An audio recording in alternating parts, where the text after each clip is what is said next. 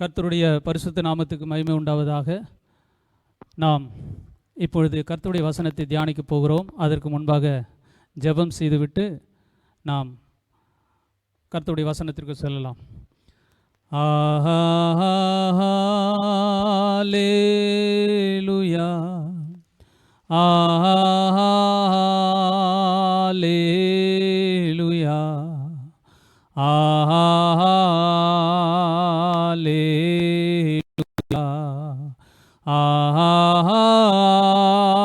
அல்லேலூயா, அல்லேலூயா, அல்லேலூயா, ஆமென். பரலோக பிதாவே, உம்முடைய குமாரனும் எங்கள் கர்த்தருமாகிய இயேசு கிறிஸ்துவின் திருநாமத்தினாலே உம்முடைய திருப்பாதத்தில் வருகிறோம். தகப்பனே, இந்த மே மாதத்திற்கென்று நீர் கொடுத்த வாக்குத்தத்த வசனத்தை நாங்கள் தியானிக்கப் போகிறோம். நீர் எங்களோடு கூட பேசுவீராக. அடியனை மறைத்து நீர் வெளிப்படும். இதை கேட்கின்ற ஒவ்வொருடைய இருதயமும் திறக்கப்படுவதாக. லீதியாளின் உள்ளத்தை திறந்த தேவன் உம்முடைய பிள்ளைகளுடைய உள்ளத்தை திறப்பீராக. இந்த வார்த்தைகள் 30, 60, 100ஆக பலன் தர வேண்டுமா ஜெபிக்கிறோம். ஏசாயா 51:16 நான் உன் வாயிலே என் வார்த்தைகளை அருளி என் கரத்தின் நிழலினால் மறைக்கிறேன் என்ற வசனத்தின்படி அடியனுடைய வாயிலே உம்முடைய வார்த்தைகளை அருளுவீராக. உம்முடைய கரத்தின் நிழலினால் மறைப்பீராக. இந்த வசனம் உம்முடைய ஜனங்களுக்கு பிரயோஜனமாக இருக்க வேண்டுமா ஜெபிக்கிறேன் இயேசுவின் நாமத்தில் பிதாவே, ஆமென். பிரியமானவர்களே, இன்று மே மாதம் 1ஆம் தேதி. இந்த நாள் மே தினம், உழைப்பாளர்கள் தினம் என்று அழைக்கப்படுகிறது. அதாவது தற்காலத்திலே பலவிதமான தினங்களை குறித்து கொண்டாடுகிறார்கள். நண்பர்கள் தினம், தந்தையர் தினம், தாய்மார்கள் தினம், சகோதரிகள் தினம் என்று சொல்லி பலவிதமான நாட்களை விசேஷித்துக் கொள்ளுகிறார்கள். ஆனால் இந்த மே 1ஆம் தேதி உழைப்பாளர் தினத்திற்கு மாத்திரம்தான் விடுமுறை இருக்கிறது. மற்ற எந்த நாட்களுக்கும் விடுமுறை இல்லை. ஆகவே இந்த நாள் மிக ஒரு முக்கியமான நாள். இந்த மே மாதம் 1ஆம் தேதியிலே வந்திருக்கிற நாம் உழைப்பை குறித்து வேதம் என்ன சொல்லுகிறது என்பதை தியானிக்க வேண்டும். இந்த 2025 3இல் ஒரு பகுதி கடந்து விட்டது. அதாவது 12 மாதத்திலே 4 மாதங்கள் ஏப்ரல் வரை கடந்து விட்டது. இன்னும் 2 பகுதி தான் இந்த வருடத்திலே இருக்கிறது. நாட்கள் மிக வேகமாக சென்று கொண்டிருக்கிறது. எபேசியர் 5ஆம் அதிகாரத்திலே நாட்கள் பொல்லாதவைகளானதால் காலத்தை பிரயோஜனப்படுத்திக் கொள்ளுங்கள் என்று வேதம் சொல்லுகிறது. ஆகவே இந்த நாட்களை நாம் பயன்படுத்தி கொள்ள வேண்டும். இயேசு கிறிஸ்து சீக்கிரம் வரப்போகிறார். கடந்த சுமார் 40 ஆண்டுகளாகவே ஆண்டவர் இயேசு கிறிஸ்துவின் வருகையை குறித்து அநேகர் பேசி கொண்டிருக்கிறார்கள். குறிப்பாக 2000 முதல் ஆண்டவருடைய வருகை 2000 வந்திருக்கும் என்று பலர் எதிர்பார்த்தார்கள். 2001, 2002 என்று சொல்லி நாட்களிலே, இந்த வருடங்களிலே இயேசு வந்து விடுவார் என்று சொல்லி எல்லாரும் எதிர்பார்த்து கொண்டிருக்கிறோம். ஆனால் ஆண்டவர் இன்னும் வரவில்லை. அவர் வரவில்லை என்பதற்காக அவர் வரமாட்டார் என்று அர்த்தம் கிடையாது. 2 பேதுரு 3ஆம் அதிகாரம் 9ஆம் வசனம் சொல்லுகிறது, தாமதிக்கிறார் என்று சிலர் எண்ணுகிறபடி அவர் தமது வாக்குத்தத்தத்தை குறித்து தாமதமாயிராமல் ஒருவரும் கெட்டு போகாமல் எல்லாரும் மனம் திரும்ப வேண்டும் என்று அவர் நம்மேல் பொறுமையுள்ளவராய் இருக்கிறார் என்று தேவ பிள்ளைகளை குறித்து வேதம் சொல்லுகிறது. ஒருவரும் கெட்டு போகக்கூடாது, எல்லாரும் ரட்சிக்கப்பட வேண்டும் என்று சொல்லிதான் அவர் தாமதம் பண்ணி கொண்டிருக்கிறாரே தவிர மற்றபடி தான் வருகிறேன் என்று சொன்ன வாக்குத்தத்தத்தை குறித்து அவர் தாமதிக்கவில்லை. அவரும் சீக்கிரம்தான் வர விரும்புகிறார். ஆனால் உலகம் அவருடைய வருகைக்கு ஆயத்தப்படவில்லை. ஒருபுறம் ரஷ்யா யுக்ரைன் யுத்தம் கடந்த 2 ஆண்டுகளுக்கு மேலாக 3 ஆண்டுகளாக நடைபெற்று கொண்டிருக்கிறது. இஸ்ரேல் பாலஸ்தீன யுத்தம் கடந்த 1 ஆண்டுகளுக்கு மேலாக நடைபெற்று கொண்டிருக்கிறது. தற்பொழுது இந்தியா பாகிஸ்தான் நடுவே யுத்தம். இன்னும் சீனா, தைவான், ஏமன் போன்ற பல நாடுகளிலே யுத்தங்கள் நடந்து கொண்டிருக்கின்றன. பஞ்சங்கள், பொருளாதார வீழ்ச்சிகள் உலகமெங்கும் நடைபெற்று கொண்டிருக்கிறது. பூமி அதிர்ச்சிகள் இதுவரை இல்லாத அளவுக்கு தினந்தோறும் பலவிதமான பூமி அதிர்ச்சிகள் நடந்து கொண்டிருக்கிறது. கொள்ளை நோய்கள், கொரோனா போன்ற பல கொள்ளை நோய்கள் உலகத்திலே வந்து கொண்டிருக்கிறது. இப்படி ஆண்டவர் சொன்ன எல்லா அடையாளங்களும் துரிதமாக வெகு வேகமாக நடைபெற்று கொண்டிருக்கிறது. ஆகவே ஆண்டவர் சீக்கிரம் வரப்போகிறார். இந்த நாட்களிலே மற்ற பக்கத்திலே பார்க்கும் பொழுது நாம் செய்ய வேண்டிய பணிகள் மிக அதிகமாக இருக்கிறது. ஊழியத்தை மிக விரைவாக நாம் செய்ய வேண்டும். அறுவடை மிகுதி, வேலையாட்களோ கொஞ்சம் என்று ஆண்டவர் சொன்னார். அறுப்பு மிகுதி. அநேக ஜனங்கள் ரட்சிக்கப்படுவதற்கு ஆயத்தமாக இருக்கிறார்கள். ஆனால் நாமோ ஊழியம் செய்வதிலே மிக தாமதமாக, நிர்விசாரமாக இருக்கிறோம். ஊழியம் செய்வதில் மாத்திரமல்ல, வாழ்க்கையிலும் மிக நிர்விசாரமாக இருக்கிறோம். இந்த நிலைமை மாற வேண்டும். வெளிப்படுத்தல் விசேஷத்திலே 7 விதமான சபைகளை குறித்து வாசிக்கிறோம். இந்த சபைகளை குறித்து நான் சுருக்கமாக சொல்லிவிட்டு அதன் பிறகு இந்த உழைப்பாளர் தினம் அதன் மூலமாக ஒரு சில வசனங்களை நாம் தியானிக்கலாம். இந்த வெளிப்படுத்தின விசேஷத்திலே 7 சபைகளை குறித்து சொல்லியிருக்கிறது. எபேசு சபை, சிமிர்னா சபை, பெர்கமு, தியத்தீரா, சர்தை, பிலதெல்பியா, லவோதிக்கேயா என்று 7 சபைகளை குறித்து வாசிக்கிறோம். இந்த 7 சபையும் தற்பொழுது இருக்கிற துருக்கி என்ற நாட்டிலே இருந்த 7 இடங்களிலே இருந்த சபைகள். இப்பொழுது அந்த இடங்கள் இருக்கின்றன. வேதாகமத்தில் குறிப்பிடப்பட்டுள்ள அந்த சபைகள் இல்லை.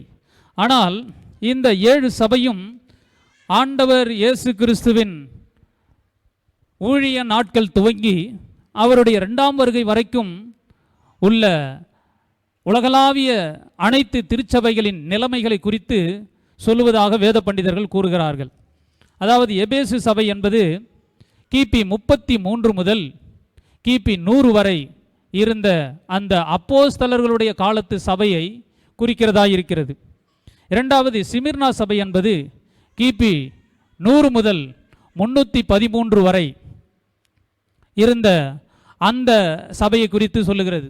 அந்த நாட்களில் தான் 10 ரோமராயர்கள் மிக கொடூரமாக இருந்தார்கள். கிறிஸ்தவர்களை அதிகமாக உபத்திரவப்படுத்தினார்கள். ஆகவே சிமிர்னா சபை என்பது உபத்திரவ காலம், கிறிஸ்தவர்களுக்கு ரோம 10 ராயர்கள் மூலமாக ஏற்பட்ட கடும் உபத்திரவத்தை குறிக்கிற அந்த காலத்தை குறிக்கிறது. மூன்றாவது பெர்கமு சபை என்பது கிபி 313 முதல் 517 வரை இருந்த அந்த ஓல்டு கேத்தலிக் சபை உருவான காலகட்டம் அதுதான். ஆகவே அந்த காலகட்டத்தை குறிக்கிறது. மூன்றாவது பெர்கமு சபை என்பது அந்த காலகட்டத்தை குறிக்கிறது. நான்காவதாக தியத்தீரா சபை என்பது கிபி 517 முதல் 1517 வரை சுமார் 1000 ஆண்டுகள் நடைபெற்ற அந்த ரோமன் கத்தோலிக்க சபையை குறித்து சொல்லுகிறது. அந்த ரோமன் கத்தோலிக்க சபையின் ஆதிக்கத்தை குறித்து அந்த காலகட்டத்தை குறிக்கிறது. அடுத்தபடியாக எபேசு சபை என்பது 1517 முதல் சுமார் கிபி 1700 வரை, அதாவது சீர்திருத்தம், மார்ட்டின் லூத்தர் காலத்திலே துவங்கின சீர்திருத்த காலம் முதல் நடைபெற்ற அந்த, அதாவது ரோமன் கத்தோலிக்க சபையிலிருந்து அதை விட்டு பிரிந்து ஒரு சீர்திருத்தம் உண்டானது, மறுமலர்ச்சி உண்டானது. அது பிராட்டஸ்டன்ட் சபை என்று சொல்லுவார்கள். ஆகவே அந்த சீர்திருத்த காலத்தை குறிக்கிறது எபேசு சபை, அது அந்த காலத்தை குறிக்கிறது. அடுத்தபடியாக பிலதெல்பியா சபை என்பது சுமார் 1700 முதல் 1900 வரை, அதாவது சுமார் 200 ஆண்டுகள் நடைபெற்ற உலகளாவிய எழுப்புதல், கிரேட் ரிவைவல் டேஸ், அந்த எழுப்புதலின் காலத்தை குறிக்கிறது. இந்த எழுப்புதலின் காலத்தில் தான் மிகப்பெரிய சரித்திரத்திலே காணப்படுகிற ஜான் வெஸ்லி, டிஎல் மூடி, இன்னும் பெரிய பெரிய எழுப்புதல் வாதிகள் எல்லாம் அந்த காலகட்டத்தில் தான் இருந்தார்கள். ஆகவே அந்த எழுப்புதல் காலகட்டத்தை குறிக்கிறது பிலதெல்பியா சபை. கடைசியாக 1900 முதல் இன்று வரை அல்லது இயேசு கிறிஸ்துவின் வருகை வரைக்கும் உள்ள சபையை இந்த லவோதிக்கேயா என்ற கடைசி காலத்து சபை குறிக்கிறதா இருக்கிறது. இந்த நாட்களில்தான் மக்கள் அனலும் இல்லாமல் குளிரும் இல்லாமல் இருக்கிறார்கள் என்று இந்த வசனத்திலே வாசிக்கிறோம். வெளிப்படுத்தல் 3:12 உன் கிரியைகளை அறிந்திருக்கிறேன், நீ குளிரும் அல்ல அனலும் அல்ல, நீ குளிராயாவது அனலாயாவது இருந்தால் நலமாயிருக்கும். இப்படி நீ குளிருமின்றி அனலுமின்றி வெதுவெதுப்பாய் இருக்கிறபடியினால் உன்னை என் வாயை நின்று வாந்தி பண்ணி போடுவேன் என்று கர்த்தர் சொல்லுகிறார். ஆகவே நாம் கடைசி காலகட்டத்திலே வாழ்ந்து கொண்டிருக்கிறோம். இப்பொழுது இருக்கிற மக்கள் எப்படி இருக்கிறார்கள்? அப்படித்தானே, அனலும் இல்லாமல் குளிரும் இல்லாமல் வாழ்ந்து கொண்டிருக்கிறார்கள். சபைக்கு வருகிறார்கள், ஆனால் சத்தியத்தின்படி நடப்பதில்லை. பைபிளை படிப்பதில்லை, சரியாக படிப்பதில்லை, ஜெபம் பண்ணுவதில்லை, ஏதோ பெயருக்காக ஜெபம் பண்ணுகிறார்கள். கடைசி காலத்தில் அனலும் இல்லை, குளிரும் இல்லை. அது மாத்திரமல்ல, ஒரு டெடிகேஷன் இல்லை, ஒரு அர்ப்பணிப்பு இல்லை. கிறிஸ்துவ வாழ்க்கை என்றால் ஒரு அர்ப்பணிப்பு, பிரித்தெடுக்கப்பட்ட வாழ்க்கை வாழ வேண்டும். Sanctification, dedication is very important in our Christian life. ஆனால் இந்த கடைசி காலத்தில் அதெல்லாம் பார்ப்பது மிக மிக கடினம். ஆகவே இது கடைசி காலத்தை குறிக்கிறது, கடைசி காலத்தை குறிக்கிறது. ஆகவே நாம் என்ன இதை உணர்ந்து கொள்ள வேண்டும், இதை உணர்ந்து கொண்டு நாம் செயல்பட வேண்டும். இந்த உழைப்பாளர் தினத்தில் உழைப்பு என்ற வார்த்தை வேதத்தில் வருகிறதா என்று சொன்னால் வருகிறது. யோபு 28ஆம் அதிகாரம் கவனியுங்கள். யோபு 28ஆம் அதிகாரம் 4ஆம் வசனம். கடக்கக்கூடாததும் நிலையாததுமான ஆறு எழும்பினாலும் உழைப்பாளியானவன் அதை மனுஷரால் வற்றி போக பண்ணுகிறான். உழைப்பாளி என்ற வார்த்தை இங்கே வேதத்தில் வருகிறது. ஆகவே உழைப்பு மிக அவசியம். இந்த உழைப்பாளி என்ன பண்ணுகிறானாம்? கடக்கக்கூடாததும் நிலையாததுமான ஆறு எழும்பினாலும் உழைப்பாளியானவன் அதை மனுஷரால் வற்றி போக பண்ணுகிறான். அதாவது ஆற்றையே வற்றி போக பண்ணுகிறார்கள். இப்பொழுது பார்க்கிறோம், பெரிய பெரிய மலைகளை குன்றுகளை தாழ்த்துகிறார்கள். பெரிய பெரிய மிஷின்கள் வைத்து, லாரிகள் வைத்து அவர்கள் மலைகளை தகர்க்கிறார்கள், பெரிய பெரிய பாதைகளை உண்டாக்குகிறார்கள், நெடுஞ்சாலைகளை போடுகிறார்கள். ஏன் கடலிலே பாலங்கள் அமைக்கிறார்கள், ஆறுகளை வற்றி போக பண்ணி பெரிய பெரிய காரியங்களை செய்கிறார்கள். ராக்கெட் விடுகிறார்கள், ஏரோப்ளேன் விடுகிறார்கள், என்னென்னமோ மனுஷன் பயங்கரமான காரியங்களை செய்கிறான்.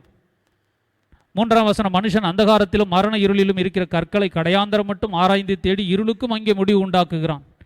இப்போ பெரிய பெரிய பில்டிங்கெல்லாம் கட்டுகிறார்கள். அதற்கெல்லாம் கல் எங்கே இருந்து வருகிறது? பெரிய பெரிய கற்களை குடைகிறார்கள், உடைக்கிறார்கள், பூமியை தோண்டுகிறார்கள், மிக ஆழமாக தோண்டுகிறார்கள், அங்கே இருந்து கற்களை எடுக்கிறார்கள், மலைகளை உடைக்கிறார்கள், பெரிய பெரிய காரியத்தை செய்கிறார்கள். இதெல்லாம் உழைப்பு. ஆகவே வேதம் அதை, இந்த உழைப்பை மிகவும் ஆதரிக்கிறது. நீதிமொழிகளிலே சோம்பர் கையால் வேலை செய்கிறவன் ஏழையாவான், சுறுசுறுப்புள்ளவன் கையோ செல்வத்தை உண்டாக்கும் என்று வாசிக்கிறோம். ஒரு பக்கம் நமக்கு விசுவாசம் இருந்தாலும் மறுபக்கம் உழைப்பு தேவை. இந்த உழைப்பு என்ற வார்த்தையை நான் பிரயாசம் என்று சொல்லுகிறேன். பிரயாசம், லேபர், இங்கிலீஷ்லே லேபர். இந்த பிரயாசம் மிக அவசியம். ஆதியாகமம் 31ஆம் அதிகாரத்திலே யாக்கோபு சொல்லுகிறார், நான் பட்ட பிரயாசத்தை ஆண்டவர் பார்த்து என்னை ஆசீர்வதித்தார் என்று சொல்லுகிறார். ஆபிரகாம் மிகப்பெரிய பணக்காரர், அவருடைய மகன் ஈசாக்கு மிகப்பெரிய பணக்காரர், அவருடைய மகன் யாக்கோபு. யாக்கோபு உழைக்க வேண்டிய அவசியமில்லை. ஆனால் 20 ஆண்டுகள் தன்னுடைய மாமனார் வீட்டிலே இரவும் பகலும் தூக்கமின்றி அவர் உழைத்தார்.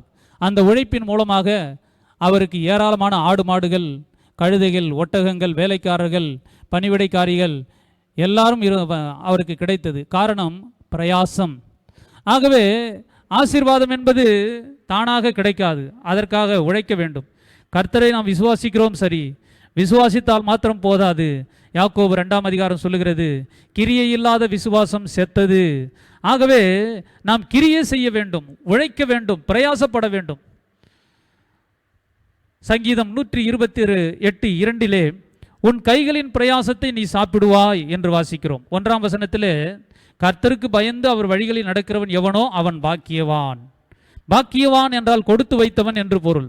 நாம் பாக்கியவான்களாக இருக்கிறோம். ஆனால் கர்த்தருக்கு பயப்பட வேண்டும், அவருடைய வழிகளில் நடக்க வேண்டும், அப்பொழுதுதான் பாக்கியம் வரும். ஆனால் கர்த்தருக்கு பயந்து அவர் வழிகளில் நடப்பது மாத்திரம் போதாது, உன் கைகளின் பிரயாசத்தை நீ சாப்பிடுவாய். வேலை செய்ய வேண்டும், சோம்பேறியாக இருக்கக்கூடாது. ஒரு மிகப்பெரிய ஊழியக்காரர் டிஜிஎஸ் தினகரன் ஐயா அவர்கள் சொல்லுவார்கள், சோம்பேறிகளை ஆண்டவருக்கு பிடிக்கவே பிடிக்காது, சோம்பேறியை ஆண்டவர் ஆசீர்வதிக்கவே மாட்டார் என்று சொல்லுவார். ஆகவே சோம்பேறிகளாக இருக்கக்கூடாது, உழைக்க வேண்டும், பிரயாசப்பட வேண்டும். வேதத்தில் பார்க்கும் பொழுது இந்த பிரயாசம் என்ற வார்த்தை பிரசங்கி புஸ்தகத்தில் 18 முறைக்கும் மேலாக வருகிறது. இந்த பிரசங்கி புஸ்தகம் எதை குறித்து சொல்லுகிறது தெரியுமா? சூரியனுக்கு கீழே உள்ள வாழ்க்கையை குறித்து பிரசங்கி சொல்லுகிறது. சூரியனுக்கு கீழே உள்ள வாழ்க்கையில் பிரயாசப்பட வேண்டும். பார்த்தீர்கள் என்றால் ஆதியாகமம் 2ஆம் அதிகாரத்தில் ஆதாமிடமே ஆண்டவர் சொன்ன வார்த்தை என்னவென்றால், ஆதியாகமம் 2:15 மனுஷனை தேவனாகிய கர்த்தர் மனுஷனை ஏதேன் தோட்டத்தில் அழைத்து கொண்டு வந்து அதை பண்படுத்தவும் காக்கவும் வைத்தார். God put Adam in the garden of Eden to keep it and to cultivate it. அதாவது அதை விவசாயம் பண்ண வேண்டும். ஆண்டவர் ஆதாமுக்கு என்ன சாபம் கொடுத்தார்? நீ உன் நெற்றியின் வேர்வையினாலே நெற்றி வேர்வை சிந்தி உழைத்து பிழைப்பா என்றால், அப்போ மனுஷன் இந்த பாவத்தின் காரணமாக அவன் நெற்றி வேர்வை சிந்து உழைக்க வேண்டும். இன்றைக்கு அநேகர் உழைக்க தவறுகிறார்கள், அது நிமித்தம் ஆசீர்வாதத்தை இழக்கிறார்கள். நாம் உழைக்க வேண்டும், பிரயாசப்பட வேண்டும், அதிகமாக பிரயாசப்பட வேண்டும் என்பதை மறக்கக்கூடாது. ஆனால் இந்த பிரயாசங்காரன் கவனிங்க, இந்த பிரயாசம் என்பது எப்படி பிரயாசப்படுகிறோம்? பிரசங்கி 6ஆம் அதிகாரம் 7ஆம் வசனம் சொல்லுகிறது, மனுஷன் படும் பிரயாசமெல்லாம் அவன் வாய்க்காகத்தானே. சிலர் பிரயாசப்படுகிறார்கள், உழைக்கிறார்கள். எதற்காக வென்றால், உழைப்பார்கள், சம்பாதிப்பார்கள், எல்லாம் பண்ணுவார்கள், சாப்பிட்டே தீர்த்து விடுவார்கள். விதமாக சாப்பிடுவார்கள், சிலர் சாப்பிட்டே தீர்த்து விடுவார்கள். இன்னும் சிலர் என்ன பண்ணுகிறார்கள்? குடும்பத்திற்காக உழைக்கிறார்கள். குடும்பத்திற்காக உழைப்பது நல்லதுதான். அதை குறித்து பிரசங்கி 2ஆம் அதிகாரத்திலே 18, 19, 20, 21 வசனங்களிலே அப்போஸ்தலனாகிய ராஜாவாகிய சாலமோன் சொல்லுகிறார், நான் புத்தி யுக்தி நிதானத்தோடு பிரயாசப்பட்டு ஏராளமான காரியங்களை சம்பாதித்து வைத்திருக்கிறேன், ஐஸ்வர்யத்தை ஆஸ்தியை சம்பாதித்து வைத்திருக்கிறேன். ஆனால் எனக்கு பின்னாக ஒருவன் வருவான், அவன் புத்திமானோ இருப்பானோ மூடனாய் இருப்பானோ யாருக்கு தெரியும்? அதாவது அவருடைய பிள்ளையை குறித்து சொல்லுகிறார். சிலர் உழைக்கிறார்கள், பிரயாசப்படுகிறார்கள். எதற்காக என்று கேட்டால், என் குடும்பத்திற்காக, என் பிள்ளைக்காக என்று சொல்லுகிறார்கள். நல்லது, நல்லவன் தன் பிள்ளைகளின் குடும்பத்துக்கு பிள்ளைகளுக்கு ஆஸ்தியை வைத்து போகிறான் என்று வாசிக்கிறோம். ஆனால் குடும்பத்தை மாத்திரம் கவனம் செலுத்தக்கூடாது. ஏனென்றால் குடும்பம் மாத்திரம் வாழ்க்கை கிடையாது. ரோமர் 16ஆம் அதிகாரம் 6ஆம் வசனத்திலே, எங்களுக்காக பிரயாசப்பட்ட மரியாளை வாழ்த்துங்கள் என்று அப்போஸ்தலனாகிய பவுல் சொல்லுகிறார். பரிசுத்தவான்களுக்காக பிரயாசப்பட வேண்டும், கர்த்தருக்காக பிரயாசப்பட வேண்டும், கர்த்தருக்குள் பிரயாசப்படுகிறவர்களை வாழ்த்துங்கள் என்று ரோமர் 16:12 வாசிக்கிறோம். 1 கொரிந்தியர் 15ஆம் அதிகாரம் 58, நீங்கள் கர்த்தருக்குள் படுகிற பிரயாசம் விருதாவா இராது என்று அறிந்து அசையாதவர்களாயும் உறுதியுள்ளவர்களாய் இருங்கள் என்று வாசிக்கிறோம். கர்த்தருக்காக நாம் பிரயாசப்பட வேண்டும். கர்த்தருக்காக பிரயாசப்படுதல் என்றால் என்ன? எபிரேயர் 6ஆம் அதிகாரம் 10, நீங்கள் பரிசுத்தவான்களுக்கு காண்பித்த அன்புள்ள பிரயாசத்தை மறந்து விடுவதற்கு தேவன் அநீதியுள்ளவர் அல்ல என்று வாசிக்கிறோம். லூக்கா 10ஆம் அதிகாரத்தில் மார்த்தாள் மரியாளை குறித்து வாசிக்கிறோம். இயேசு கிறிஸ்து பெத்தானியா ஊருக்கு போகும் பொழுதெல்லாம் அவரை தங்கள் வீட்டிலே ஏற்றுக்கொள்வார்கள். ஏற்றுக்கொண்டு அவருக்கு வேண்டியவைகள் எல்லாம் மார்த்தாள் கொடுப்பாள். அவருக்கு உணவு கொடுப்பாள், மற்றபடி அவரை கவனித்துக் கொள்வாள். பழைய ஏற்பாட்டிலே வாசிக்கும் பொழுது எலிசா என்ற தீர்க்கதரிசிக்காக அந்த ஒரு பெண், சூனேமியால் என்ற அந்த பெண், அவருக்கென்று தன்னுடைய மேல் வீட்டிலே மேல் ஒரு அறையை கட்டி அங்கே நாற்காலி போட்டு மேசை போட்டு அங்கே விளக்குகளை போட்டு அவருக்கென்று ஊழியக்காரருக்கென்று ஒரு இடத்தை ஆயத்தம் பண்ணினாள். அது நிமித்தம் கர்த்தர் குழந்தைகள் பாக்கியம் இல்லாத அவருக்கு குழந்தை பாக்கியம் கொடுத்தார் என்று வாசிக்கிறோம். அதுபோல எலியா தீர்க்கதரிசி குறித்து 1 ராஜாக்கள் 17ஆம் அதிகாரத்தில் வாசிக்கும் பொழுது, சாரிபாத் என்ற விதவை தன்னிடத்தில் இருந்த கொஞ்சம் மாவு கொஞ்சம் எண்ணெயை அப்பத்தை சுட்டு அதில் முதல் அப்பத்தை எலியா தீர்க்கதரிசி கொடுத்த பொழுது அந்த பஞ்சகாலம் தீருகிற வரைக்கும் அவளுடைய வீட்டிலே மா குறையவும் இல்லை, கலசத்தில் எண்ணெய் குறையவும் இல்லை என்று வாசிக்கிறோம். இதிலிருந்து நாம் அறிந்து கொள்வது என்ன? கர்த்தருக்காக, கர்த்தருடைய ஊழியத்திற்காக, கர்த்தருடைய பரிசுத்தவான்களுக்காக நாம் என்ன பண்ண வேண்டும்? நம்முடைய பிரயாசத்தினால் வருகிற காரியங்களை அவர்களோடு பகிர்ந்து கொள்ள வேண்டும். ஊழியத்திற்கு செலவழிக்க வேண்டும். சிலர் கேட்பார்கள், நான் உழைக்கிறேன், நான் கஷ்டப்படுகிறேன், நான் உழைத்து ஊழியத்திற்கு கொடுக்க வேண்டுமா என்று கேட்பார்கள். இப்பொழுது சொன்ன உதாரணங்களை எல்லாம் பாருங்கள். மார்த்தாள் மரியாளை பாருங்கள், சூனேமியாலை பாருங்கள், சாரிபாத் விதவையை பாருங்கள், இன்னும் எத்தனையோ உதாரணங்கள் இருக்கின்றன. புதிய ஏற்பாட்டிலே அப்போஸ்தலரிலே தொற்கால் என்ற விதவை குறித்து வாசிக்கிறோம். அவள் ஏழைகளுக்கு தான தர்மம் செய்தாள் என்று வாசிக்கிறோம். கொர்நேலியு ஏழைகளுக்கு தான தர்மம் செய்தான். 100க்கு அதிபதி யூதர்களுக்கென்று ஒரு ஜெபாலயத்தை கட்டி கொடுத்தான். எப்படி கட்டி கொடுத்திருப்பான்? அவன் சம்பாதித்த பணத்தை வைத்துதான் ஜெபாலயத்தை கட்டினான். ஆகவே நம்முடைய பிரயாசம் வெறும் வாய்க்காக இருக்கக்கூடாது. நாம் படுகிற பிரயாசத்தின வெறும் வாய்க்காக உழைத்து கொண்டிருக்கக்கூடாது. அல்லது என் குடும்பத்திற்காக மாத்திரம் என்று சொல்லி குடும்பத்தில் மாத்திரம் கவனத்தை செலுத்தாமல் கர்த்தருக்காக நம்முடைய பிரயாசம் இருக்க வேண்டும். அப்படி கர்த்தருக்காக பிரயாசம் இருந்தால் உங்கள் பிரயாசம் விருதாவாய் போகாது. கர்த்தர் உங்களை ஆசீர்வதிப்பார். ஆகவே கர்த்தருடைய ஊழியத்தை நன்றாக தாங்குங்கள், ஊழியங்களுக்கு கொடுங்கள். உங்களுக்கு கண்ணெதிரே ஊழியம் செய்கிற ஊழியக்காரருக்கு கொடுங்கள், உங்கள் சபைக்கு கொடுங்கள், உங்களுக்கு தெரிந்த சுவிசேஷ ஊழியத்திற்கு கொடுங்கள். இன்னும் கர்த்தர் உங்கள் உள்ளத்தில் ஏவுகிறபடி ஊழியத்தை தாங்குங்கள். ஆத்துமாக்களை ஆதாயம் பண்ணுகிறவர்களுக்கு, உபதேசம் பண்ணுகிறவர்களுக்கு கொடுங்கள். 1 தீமோத்தேயு 5:17 திருவசனத்திலும் உபதேசத்திலும் பிரயாசப்படுகிறவர்களை இரட்டிப்பான கனத்திற்கு பாத்திரராக எண்ண வேண்டும். பொதுவாக ஜெபம் பண்ணுகிறவர்களுக்கு, தீர்க்க தரிசனம் சொல்லுகிறவர்களுக்கு தான் காணிக்கை கொடுப்பார்கள். ஆனால் இந்த வசனத்திலே 1 தீமோத்தேயு 5:17 வாசித்து பாருங்கள். திருவசனத்திலும் உபதேசத்திலும் பிரயாசப்படுகிறவர்களை இரட்டிப்பான கனத்திற்கு பாத்திரராக எண்ணப்பட வேண்டும். கலாத்தியர் 6 உபதேசிக்கப்படுகிறவன் உபதேசிக்கிறவனுக்கு சகல நன்மைகளிலும் பகிர்ந்து கொடுக்க கடவன் என்று கலாத்தியர் 6 வாசிக்கிறோம். ஆகவே ஜெபிக்கிறவர்களுக்கு மாத்திரமல்ல, உபதேசம் பண்ணுகிறவர்களுக்கு, பிரசங்கியாளர்களுக்கு நீங்கள் என்ன பண்ண வேண்டும்? உங்களால் என்ற காணிக்கைகளை நீங்கள் கொடுக்க வேண்டும். அடுத்தபடியாக பிரசங்கியார்களும் ஊழியக்காரர்களும் திருவசனத்திலே பிரயாசப்பட வேண்டும். ஏதோ கடமைக்காக பிரசங்கம் பண்ணக்கூடாது. என்ன பண்ணுவேன்? நன்றாக ஆராய்ந்து, வேதத்தை ஆராய்ந்து படித்து, கருத்தாக படித்து, அதிகமாக படித்து மக்களுக்கு அதை போதிக்க வேண்டும். ஏனென்றால் வேதம் சொல்லுகிறது, நான் உங்களுக்கு சொல்லுகிற வசனங்கள் ஆவியாயும் ஜீவனாயும் இருக்கிறது. அப்போஸ்தலருடைய நடபடிகளிலே வாசிக்கும் பொழுது முதலிலே அற்புத அடையாளங்கள் மூலம் எழுப்புதல் வந்தது. இரண்டாவதாக அப்போஸ்தலர் 6 பார்க்கும் பொழுது கர்த்தருடைய வசனம் விருத்தி அடைந்தது என்று பார்க்கிறோம். அப்போஸ்தலர் 12 கர்த்தருடைய வசனம் விருத்தி அடைந்தது என்று பார்க்கிறோம். அப்போஸ்தலர் 19 கர்த்தருடைய வசனம் விருத்தி அடைந்தது, மேற்கொண்டது என்று பார்க்கிறோம். ஆகவே அப்போஸ்தலனாகிய பவுல் 2 வருடம் ரோமாபுரியிலே வாடகை வீடு எடுத்து மக்களுக்கு உபதேசித்து கொண்டிருந்தான் என்று பார்க்கிறோம். ஆகவே என்ன பண்ண வேண்டும்?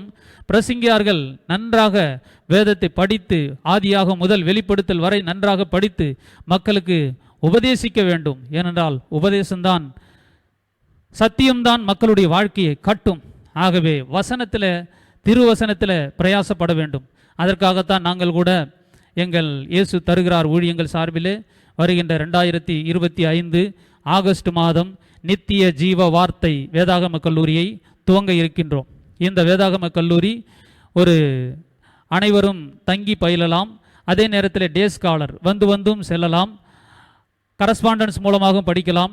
சிடிஹெச், டிடிஹெச், விடிஹெச், எம்டி போன்ற கோர்ஸுகளை வழங்க இருக்கிறோம். இந்த வேதாகம கல்லூரி துவங்கப்பட இருப்பதன் நோக்கம் என்னவென்றால், மத்தேயு 11:29 என்னிடத்தில் கற்றுக்கொள்ளுங்கள் என்று ஆண்டவர் இயேசு சொன்னார். Learn from me. ஆகவே ஆண்டவர் இயேசு கிறிஸ்துவு இடத்திலே கற்றுக்கொள்ளப் போகிறோம் அவர் சொன்ன வார்த்தைகளை. இரண்டாவதாக அப்போஸ்தலர் 9:37 அறுப்பு மிகுதி, வேலையாட்களோ கொஞ்சம். இந்த நாட்களிலே ஏராளமான ஆத்துமாக்கள் இருக்கிறார்கள். ஆனால் நாம் போய் அந்த ஆத்துமாக்களை அறுவடை செய்வதில்லை. யோவான் 4 உங்கள் கண்களை ஏறெடுத்து பாருங்கள், அறுவடை மிகுதி, இப்பொழுதே விளைச்சல் அறுவடைக்கு ஆயத்தமாக இருக்கிறது. மற்றவர்கள் பிரயாசப்பட்டார்கள், நீங்கள் அதன் பலனை அறுவடை செய்யுங்கள் என்று ஆண்டவர் சொல்லுகிறார். அதாவது பாருங்க, மற்றவர்கள் பிரயாசப்பட்டார்கள் என்றால், யோவான் ஸ்நானன் வந்து ஊழியம் செய்தார். மலைகளிலே தங்கி உபவாசம் பண்ணி அவர் தியாக வாழ்க்கை வாழ்ந்து யோவான் ஸ்நானன் ஊழியம் செய்தார். அதன் பிறகு ஆண்டவர் இயேசு கிறிஸ்து 40 நாள் உபவாசம் இருந்து பட்டணமாக கிராமமாக சுற்றி திரிந்து 3.5 ஆண்டுகளிலே இஸ்ரவேல் தேசம் முழுவதும், கலிலேயா, சமாரியா, எருசலேம் என்று சொல்லி எல்லா இடங்களிலும் ஆண்டவர் இயேசு ஊழியம் செய்தார்.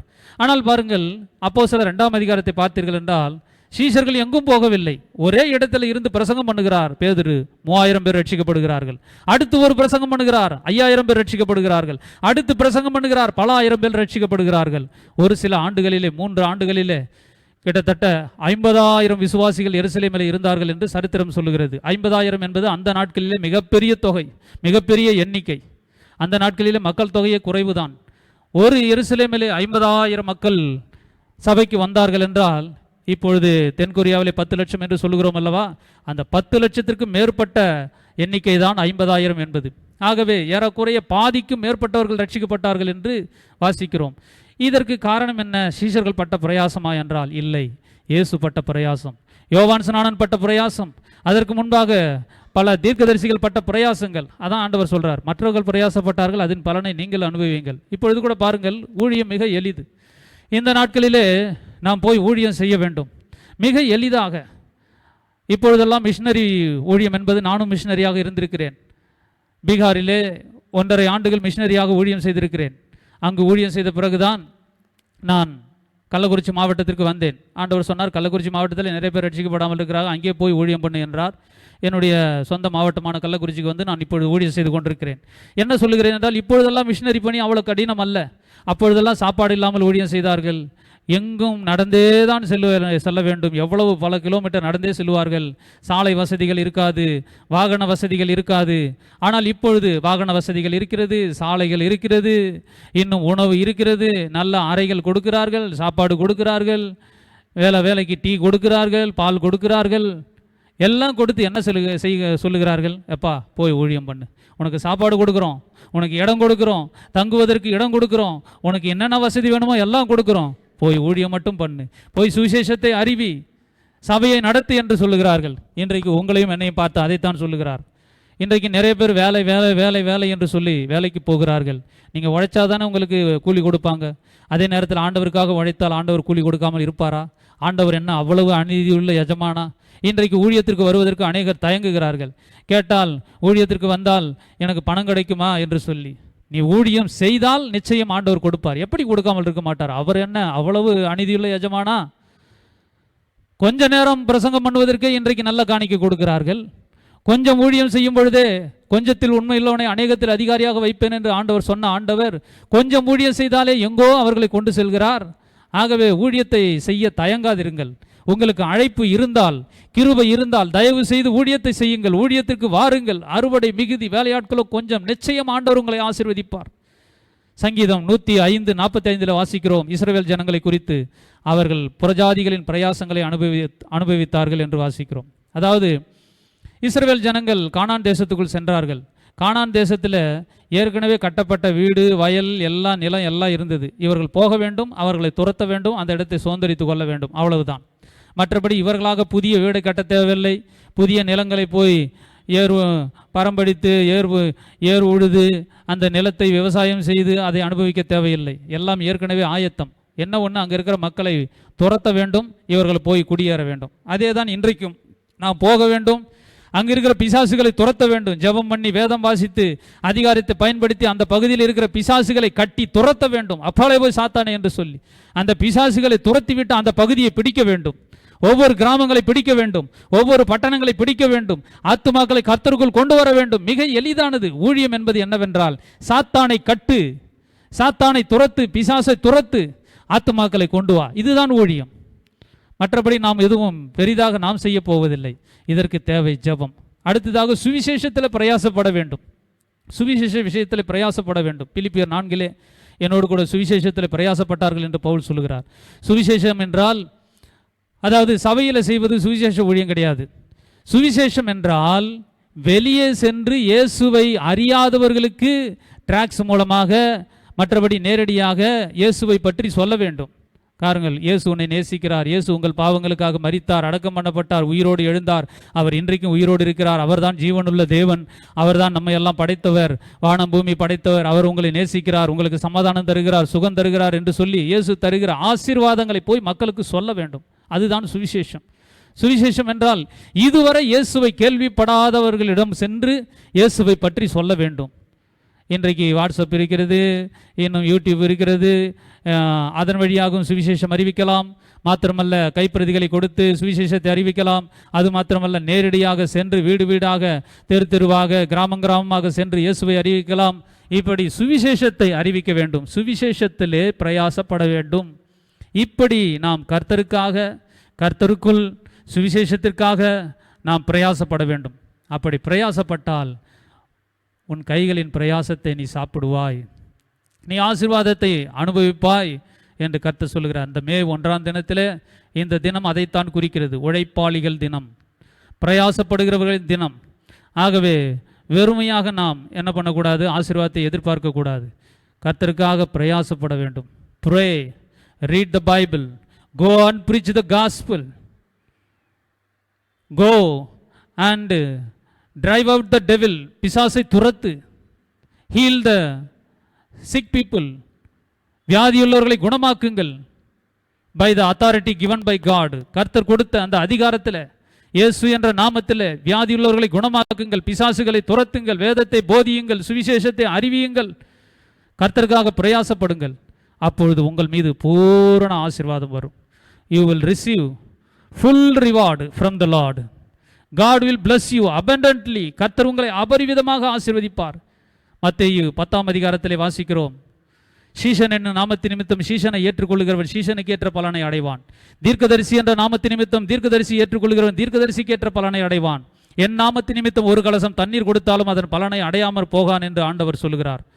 வெளிப்படுத்தல் 14:13 அவர்கள் தங்கள் பிரயாசத்தின் பலனை விட்டு ஓய்ந்திருப்பார்கள். அதாவது மரணத்தின் பொழுது இந்த உலகத்தில் வாழ்கிற வரைக்கும் பிரயாசப்பட வேண்டும். நாம் நல்ல போராட்டத்தை போராடின, ஓட்டத்தை முடித்தேன், விசுவாசத்தை காத்து கொண்டேன் என்று ஆண்டவருக்காக போராட வேண்டும். கடைசியாக இப்படி பிரயாசப்பட்டால் நம்முடைய மரணம் சமாதானமுள்ள மரணமாக இருக்கும். ஆண்டவர் உயிரோடு எழுப்பி நித்திய ஜீவனை கொடுப்பார். சமாதானமான மகிழ்ச்சியான நித்திய வாழ்வை கட்டளையிடுவார். பிரயாசம் இப்பொழுதே ரெஸ்ட் எடுத்துடாதீங்க. சிலர் என்ன பண்ணுவார்கள், பூமிக்குரிய வாழ்க்கையிலே ரெஸ்ட் எடுக்க பார்க்கிறார்கள். No no no no, this is not the time to take rest. This is the time to labour for God, for gospel, for the souls. இது ஆத்துமாக்களுக்காக, கர்த்தருக்காக, சுவிசேஷத்திற்காக பிரயாசப்பட வேண்டிய நாட்கள். இந்த நாட்களிலே ஓய்வு எடுக்கக்கூடாது. இந்த நாட்களிலே சும்மா இருக்கக்கூடாது. சும்மா இருந்தால் அந்த பாவம் நம் மீது சுமரும். ஆகவே கர்த்தருக்காக பிரயாசப்படுவோம், பிரயாசத்தின் பலனை அனுபவியுங்கள். கர்த்தர் உங்களை ஆசீர்வதிப்பாராக. உங்களுக்காக நான் ஜெபம் பண்ணுகிறேன். அடியனுக்காகவும் இயேசு தருகிறார் என்ற இந்த ஊழியத்திற்காகவும் ஜெபியுங்கள். வேதாகம கல்லூரிக்காகவும் ஜெபித்து கொள்ளுங்கள். அநேக ஆத்துமாக்களை நாம் ஆதாயம் செய்வோம். ஆமேன், ஆமேன்.